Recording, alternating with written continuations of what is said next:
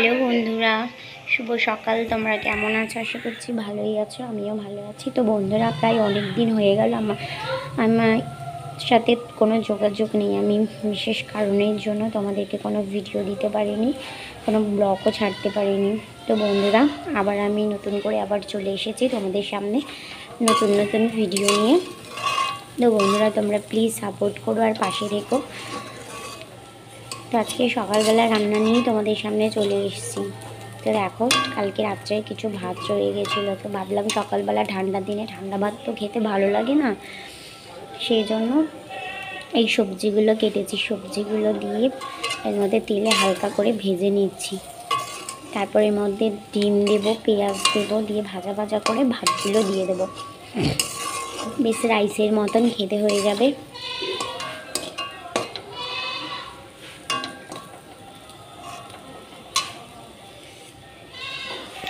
তো বন্ধুরা, তোমরা এরকম করে বাড়িতে বানিয়ে খেয়ে দেখো কীরকম লাগবে। আজকে সকালটা দেখো কীরকম, কেমন কুয়াশা কুয়াশা ভাব।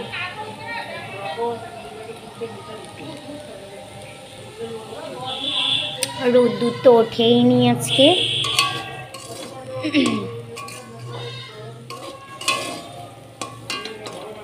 সামনেই সরস্বতী পুজো, আর 3 দিন পর।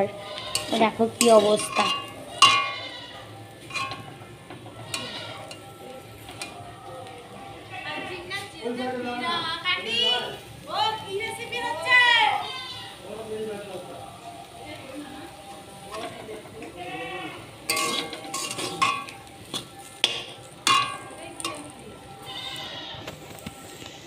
তো চলো বন্ধুরা, আবার তোমাদের সাথে পরে দেখা হচ্ছে, কথা হচ্ছে।